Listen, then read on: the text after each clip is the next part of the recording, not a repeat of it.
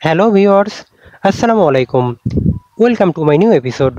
আজ আমি জার্নি করতে যাচ্ছি যশোর নিউ মার্কেট থেকে ঢাকা খিলক্ষেত পর্যন্ত। ট্যুর পার্টনার হিসেবে থাকছে গ্রিন লাইন পরিবহনের ইকোনমি এসি।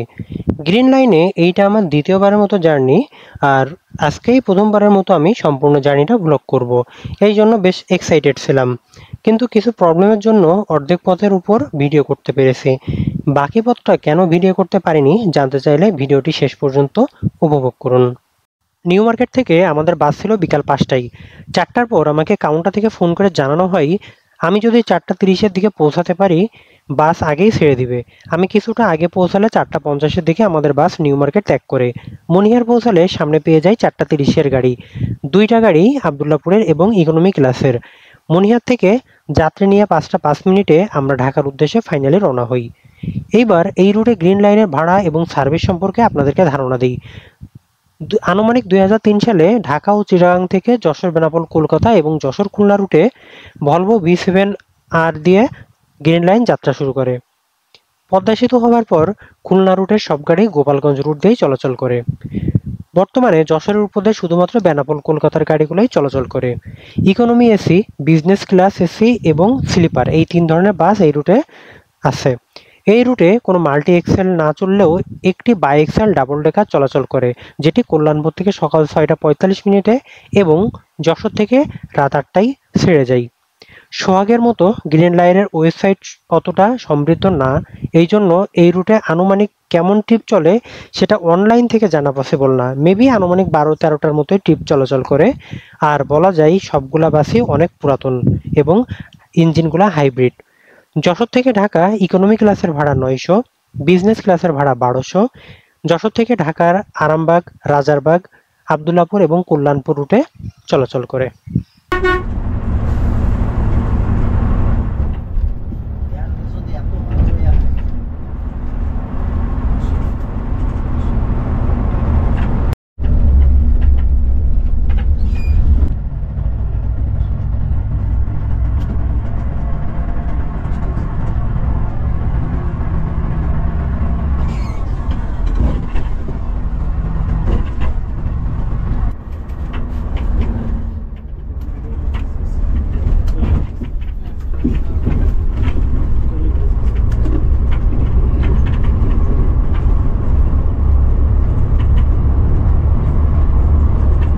মোটামুটি 35 মিনিটের মধ্যেই আমরা যশোর মনিহাট থেকে নড়াইল রূপগঞ্জ চলে আসলাম।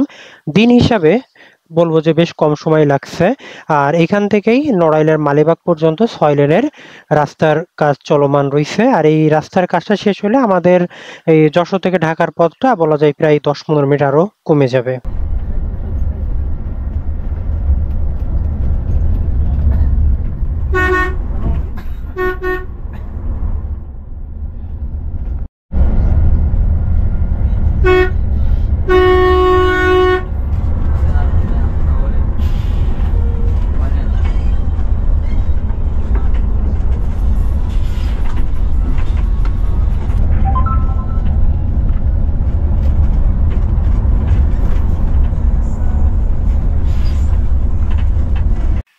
সামনে যে গাড়িটা দেখতে পাচ্ছেন এটা মূলত যশোর থেকে 4:30-এর গাড়ি, আর আমাদেরটা ছিল 5টার গাড়ি।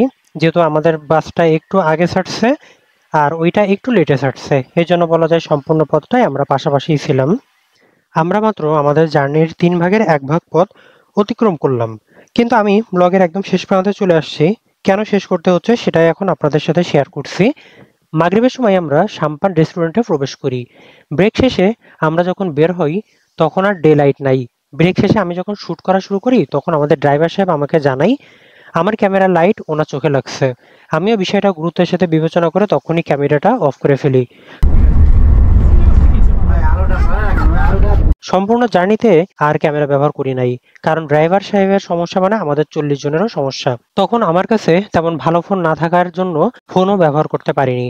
কিন্তু আমার প্রায় ব্লগ রাতে মানে সন্ধ্যার পর, এমন অভিযোগ এই প্রথম পেলাম। কিন্তু এমনটা কেন হলো এটাই আমার প্রশ্ন। হাইডেক শেপ অথবা বাসের ভিতরে মিররটা ছিল একদম বাম দিকে, এটাই কারণ কিনা?